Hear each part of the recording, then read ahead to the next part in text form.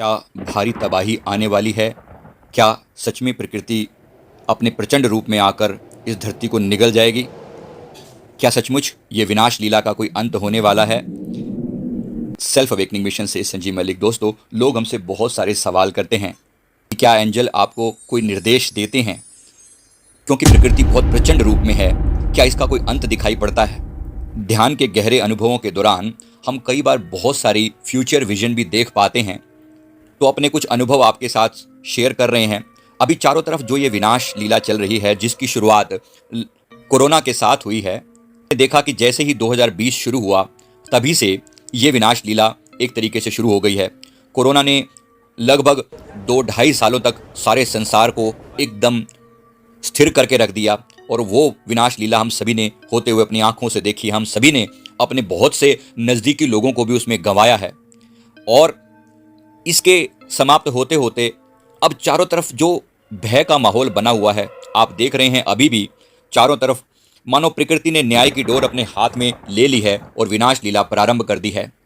धरती कांप उठती है, कहीं पर कंप की वजह से पूरे शहर निगल गई है। हमने अभी मिडिल ईस्ट में देखा, तुर्की में जो भूकंप आया वो सभी ने देखा।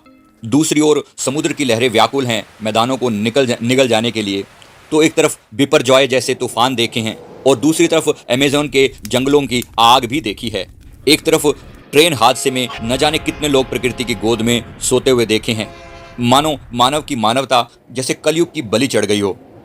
कहीं चक्रवातों से जलमग्न होती हुई धरती देखी है, इधर यमुना का पानी बढ़ रहा है और कहीं बादल फटने से पानी में डूबता हुए गांव देखे हैं, कहीं भूकंप से शमशान बनते हुए शहर देखे हैं और कहीं युद्ध से तबाही होते हुए नगर देखे हैं। इस प्रकार ये चारों तरफ ऐसी प्रकृति की रचना दिखाई पड़ रही है, मानो एक विराट तबाही चारों तरफ होती दिख रही है। अभी सोचा कि एक के बाद एक ये दुर्घटनाएं क्यों हो रही हैं। 20 में कोरोना महामारी के प्रहार से प्रकृति ने लोगों को जगाने का भरपूर प्रयास किया, जिससे लाखों लोगों की आध्यात्मिक जागृति की प्रक्रिया आरंभ हुई। आप सभी ने भी अनुभव किया होगा कि उसी दौरान अनेक लोग या तो बहुत ज़्यादा बिगड़ गए और या बहुत ज़्यादा सुधर गए। हम सभी ने उस समय में आध्यात्मिक जागृति का वो समय देखा है, क्योंकि लोग उस समय मेडिटेशन के सेशन में भर भर के ज्वाइन किया करते थे। जब कुछ और काम नहीं था, घर पे थे, तो अनेक लोगों में आध्यात्मिक जागृति आई है। क्या आपने भी कोरोना टाइम में आध्यात्मिक जागृति का अनुभव किया है? अगर हाँ, तो नीचे कमेंट करके जरूर बताइएगा। अभी भी ये समय 2029 तक चलता हुआ दिखाई दे रहा है, अर्थात प्रकृति अभी शांत नहीं हुई है। किसी ना किसी रूप में प्रकृति सबका संहार करती हुई लगातार दिखाई दे रही है। बहुत लोग जाग चुके हैं और उन्होंने ये जान लिया है कि परमात्मा ही सत्य है, प्रकृति की शक्ति के सामने किसी की कोई ताकत नहीं है। इस बात को सभी ने जान लिया है, लेकिन कुछ लोग सो नहीं रहे हैं, सोने का नाटक कर रहे हैं। उन्हें जितना भी जगाओ वो जागते नहीं हैं। प्रकृति की अगली मार सहने के लिए तैयार हैं, जो काल को आते हुए देखकर भी अपना नाटक नहीं छोड़ते। इसलिए पृथ्वी आज भी कहीं ना कहीं अपना अगला कदम बढ़ाने को तैयार है। अभी भी लोग ऐसे हैं जो अंधकार की ओर ही जाना चाहते हैं। उन्हें प्रकाश अच्छा नहीं लगता, उन्हें किसी भी तरह से प्रकाश की ओर खींचने का प्रयास किया जा रहा है। कभी कभी ये नकारात्मक ऊर्जाएं बहुत ज़्यादा लोगों को अंधकार की ओर खींचने का प्रयास करती हैं, उन्हें भ्रमित कर देती हैं। भगवान वगैरह कुछ नहीं होता, प्रकृति की कोई ताकत नहीं है। इंसान आजकल आर्टिफिशियल इंटेलिजेंस के पीछे लोग पड़े हुए हैं। एक दिन ये आर्टिफिशियल इंटेलिजेंस ही लोगों को निगल जाने वाली है। पर जो लोग जाग चुके हैं, जिन लोगों ने प्रकाश का रास्ता देख लिया है, अर्थात धर्म के रास्ते पर आ गए हैं, उन्हें अब उनका फर्ज बनता है कि बाकी लोगों को भी इस चीज़ से परिचित करवाएं और लोगों को परमार्थ परमात्मा के रास्ते पर लाने का प्रयास करें। ये सबके लिए है। इस विनाश लीला से वही लोग बच पाएंगे जो अभी भी प्रकाश का रास्ता अपना लेंगे, जो अभी भी परमात्मा के रास्ते पर चल देंगे, जो अभी भी अध्यात्म को अपना रास्ता चुन लेंगे। अगर अभी भी नहीं चेते तो फिर विनाश तो हो ही रहा है। एक प्रचंड विनाश दिखाई दे रहा है। यहाँ तक कि परमाणु युद्ध की संभावना से भी इनकार नहीं किया जा सकता। इंसान का दिमाग कब फिर जाए इसकी कोई सीमा नहीं है। यूरोप की और अमेरिका की हालत आप सभी देख पा रहे हैं, कितना प्रचंड विनाश अभी हुआ है।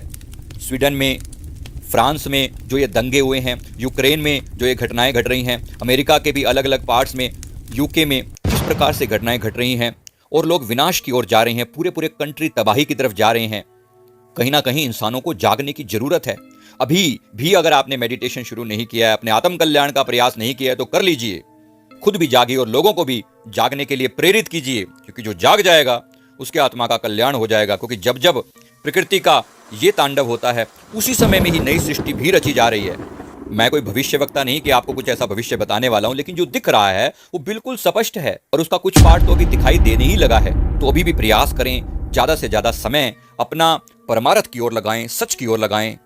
ये जानिए कि ये पृथ्वी आज भी स्थिर इसलिए खड़ी हुई है क्योंकि सैकड़ों अदृश्य शक्तियां दिन रात जगत कल्याण की प्रार्थना के लिए ध्यान कर रही हैं, प्रयास कर रही हैं।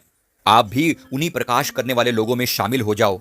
दिन रात अपने लिए भी एफर्ट डालो और दूसरों के कल्याण हेतु भी प्रार्थना करो कि हे परमात्मा, सबका भला कर, सर्वे भवन्तु सुखिनः सर्वे सन्तु निरामया। ऐसा हमें हमारे सनातन धर्म ने सिखाया है कि सबका भला मांगे और पूरी प्रकृति के प्रति एक प्रेम का भाव अनुभव करें।